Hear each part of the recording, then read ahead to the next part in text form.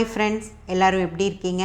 நல்லா இருப்பீங்க. பேசுங்கிறவங்களிலிருந்து உங்கள் நித்யா ராஜேந்திரன். ஃப்ரெண்ட்ஸ், காதல் அப்படிங்கிற விஷயத்தை பார்க்க ஆரம்பித்தோம். அதுக்குள்ளே போன 100th எபிசோட் வந்ததுனால நம்ம அதை பற்றி பேசிட்டோம். நம்ம ஒரு 5ஆம் பாவ காதல் பற்றி பார்த்தோம் இல்லைங்களா? 5ஆம் பாவம் 5ஆம் பாவத்தையே தொடர்பு கொண்டாதான் ஒரு மாதிரியான கண்மூடித்தனமான காதல் வரும் அப்படின்னு சொல்லி நம்ம பார்த்தோம் இல்லைங்களா?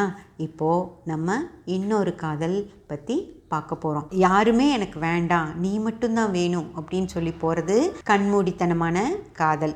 ஆனால் எங்கள் அப்பாக்காக அம்மாக்காக அப்படியெல்லாம் சில விஷயங்கள் இருக்குது அப்படின்னு சொல்லி அதையெல்லாம் யோசித்து அதுக்கு என்ன பண்ணலாம் அப்படின்னு சொல்லி யோசிப்பாங்க இல்லைங்களா? போராடி, அதாவது பேரண்ட்ஸோட அந்த சூழ்நிலைகளோட போராடி அந்த போராட்டத்தில் ஒரு காதல் வெற்றியடையும். அந்த காதல் என்ன அப்படின்னு சொல்லி பார்க்கலாம். இது போராட்ட காதல் ஃப்ரெண்ட்ஸ். அந்த காலத்தில், இதிகாச காலத்தில் அம்பிகாபதி அமராவதி உங்களுக்கு தெரியும், ஒரு சோழ அரசனுடைய மகளான, அந்த ராஜ்யத்திலேயே கவிஞராக இருக்கக்கூடிய கம்பருடைய மகன் அம்பிகாபதி காதலிக்கிறாருங்க.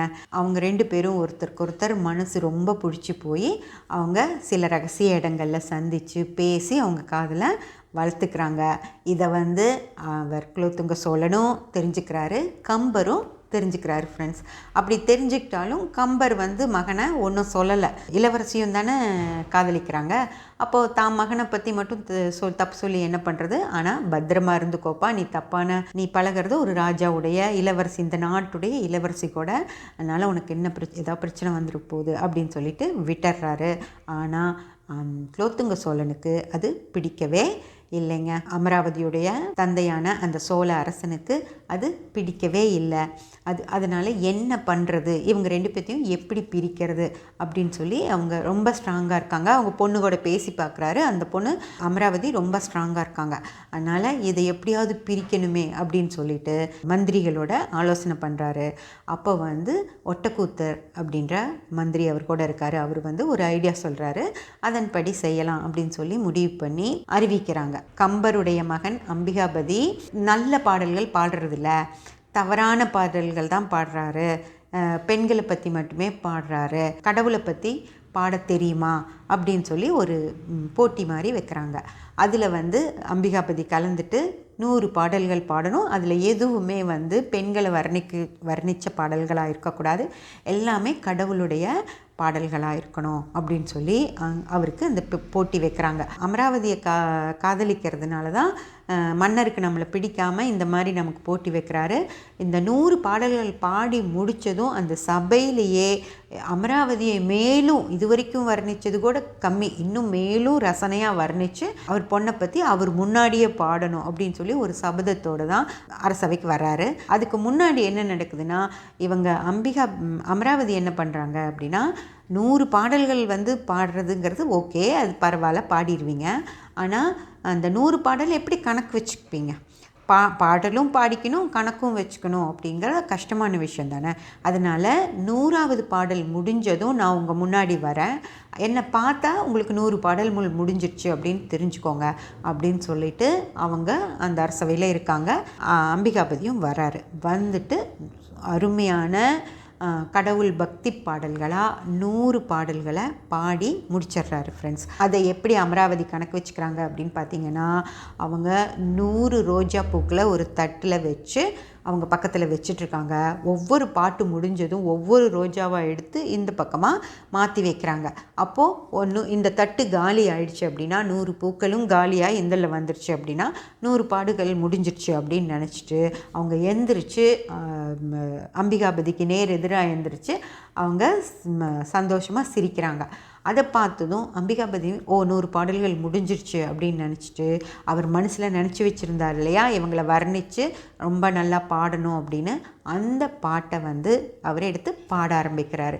அது பாடினதுமே ஒட்டக்கூத்தர் நிறுத்துன்னு சொல்லிட்டு, தப்பு பண்ணிட்ட, 99 பாடல்களையும் நல்லா பாடிட்டு 100வது பாடலை நீ தப்பாக பாடிட்ட அப்படின்னு சொன்னதும் அவருக்கு அதிர்ச்சி ஆயிடுது. இப்போ சொல்கிறாங்க, முதல் பாடல் எப்போவுமே இறைவணக்கம், அதை வந்து கணக்கில் எடுத்துக்கக்கூடாது. நீ முதல் பாடல் இறைவணக்கமாக பாடிட்டு 99 பாடல்கள் தான் நீ கடவுள் பற்றி பாடின. அதனால் உனக்கு அந்த 100வது பாடல் நீ தப்பாக பாடிட்டதால் உனக்கு வந்து இது போட்டி வந்து நிறைவடையல, நீ தோல்வி அடைஞ்சிட்ட அப்படின்னு சொல்கிறாங்க. அப்படின்னு சொல்லிட்டு ராஜாவுடைய கட்டளைப்படி அவருக்கு தலையை துண்டிக்க சொல்லி ராஜா உத்தரவிடுறாரு. அவரை தூக்கிட்டு போய் அவங்க அப்படி பண்ணிடுறாங்க. அவர் இறந்து போயிடுறாரு. அதை பார்க்குறக்காக அந்த இடத்துக்கே ஓடி போகிறாங்க அமராவதி. அங்கே போய் அவங்க நீயே போனதுக்கப்புறம் இனி நான் ஏன் இருக்கணும் அப்படின்னு கத்தி கதறி அழுது அங்கேயே அவங்க உயிரை விட்டுறாங்க ஃப்ரெண்ட்ஸ். இது ஒரு போராட்ட காதல். அவங்க காதலிக்கிறாங்க. அவங்க காதல் ஜெயிக்கணும் அப்படிங்கிறக்காக அவங்க அப்பாங்க கிட்ட கேட்குறாங்க. அவங்க என்ன சொன்னாலும் அதுக்கு சரின்னு அவங்க நினச்சிருந்தா அவங்க 2 பேரும் போயிருக்கலாம் இல்லையா, நாங்கள் காதலிக்கிறோம் அப்படின்னு சொல்லிட்டு. ஆனால் அதெல்லாம் பண்ணாமல் அவங்க கூட அவங்க அப்பாங்களுக்கு கூடயே எங்களுக்கு கல்யாணம் பண்ணி வைங்கன்னு சொல்லி கேட்டு போராடுறாங்க. ஆனால் அது நடக்காததுனால அவங்க 2 பேரும் இறந்து போயிடுறாங்க. ஆனால் அதே மாதிரி இன்னொரு காதல், இது வாழும் காதல் தான். இது இந்த மாதிரி கதாபாத்திரங்களில் வாழும் காதல் தான். ஒரு பொண்ணு வந்து நார்த் இந்தியாவிலேருந்து நடிக்க வருது ஃப்ரெண்ட்ஸ். உங்களுக்கு எல்லாத்துக்குமே நல்லா தெரிஞ்சவங்க தான் ஜோதிகா அவர்கள். அவங்க சூர்யா கூட பேசுகிறாங்க, பழகுறாங்க, பிடிச்சு போகுது. 2 பேரும் காதலிக்க ஆரம்பிச்சிடுறாங்க. அதுக்கப்புறமா அவங்க வெயிட் பண்ணுறாங்க. சூர்யா வீட்டில் ஒரு பொண்ணு இருக்காங்க, அவங்களுக்கு திருமணம் ஆகணும் அப்படிங்கிறதுக்காக வெயிட் பண்ணுறாங்க. அதுக்கப்புறமா அவங்க அப்பா ஒத்துக்கிற வரைக்கும் அவங்க 2 பேரும் போராடி வேறு தப்பான எந்த ஒரு விஷயத்தையும் முடிவு பண்ணாமல் வெயிட் பண்ணி அவங்க ஓகே சொன்னதுக்கப்புறம் திருமணம் பண்ணிக்கிறாங்க. அதுதான் போராடி ஜெயிக்கிறதுன்னு சொல்கிறது. முதல்ல அந்த காதல் வந்து போராடி தோற்று போகுது, இந்த காதல் வந்து போராடி ஜெயிச்சிருது. அந்த போராடி ஜெயிக்கிற காதலுக்கு முன்னாடி சிவகுமார் இல்லை, அவங்க அப்பா சிவனே வந்தாலும் ஒன்றுமே பண்ண முடியாது. அவங்க 2 பேரும் ஜெயிச்சு இன்றைக்கி மிக அற்புதமான ஒரு நல்ல தம்பதிகளாக இருக்காங்க. இந்த மாதிரி காதலில் ஜெயிக்கிறதுக்கு போராடுறதுக்கு என்ன வேணும் அப்படின்னு சொல்லி பார்த்தீங்க அப்படின்னா, 5ஆம் பாவமும் நல்லா இருக்கணும். 1, 5, 9, 11ஆம் பாவ தொடர்பில் இருக்கணும். இவங்களுக்கு கூட 7ஆம் பாவமும் இருந்திருக்கலாம். இந்த மாதிரி போராடி ஒரு காதல் ஜெயிக்கணும் அப்படின்னா அவங்களுடைய லக்ன பாவம் எப்படி இருக்கும் அப்படின்னு பார்த்தீங்கன்னா, லக்னாதிபதி 1, 7ஆம் அதிபதிகளோடையும் 5, 11ஆம் அதிபதிகளோடையும் லக்ன பாவம் தொடர்பில் இருக்கணும் ஃப்ரெண்ட்ஸ். அதே போல் 7ஆம் பாவமும் 1, 7 கோடையும் 5, 11ஆம் பாவ அதிபதிகளோடையும் தொடர்பில் இருக்கணும். இது போக 6ஆம் பாவம் அப்படிங்கிறது நல்லா 2, 4, 6, 10ஆம் பாவ தொடர்பில் 6ஆம் பாவம் இருக்கணும் ஃப்ரெண்ட்ஸ். அப்படி இருந்தால் தான் போராடுவாங்க.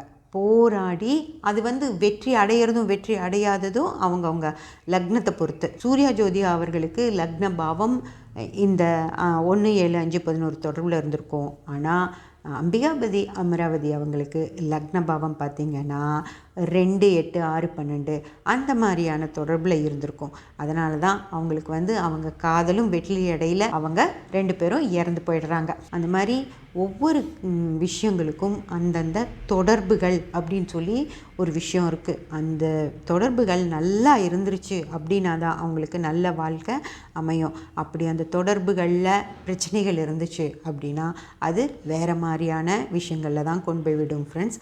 இதையெல்லாம் நம்ம வந்து உங்களுக்கு இது எல்லா விஷயங்களையுமே நான் உங்களுக்கு ஒரு முழுமையான பதிவாக ஒரு லெசன் மாதிரியே உங்களுக்கு முழுமையாக பின்னாடி உங்களுக்கு எடுக்க போகிறேன். அப்போ வந்து உங்களுக்கு இன்னும் இதை விட இன்னும் நல்லா புரியும் ஃப்ரெண்ட்ஸ். சப்ஸ்கிரைப் பண்ணி பெல் பட்டன் ப்ரெஸ் பண்ணி வச்சுக்கோங்க. அப்போ தான் நான் போடுற எல்லா பதிவுகளும் உங்களுக்கு கிடைக்கும்.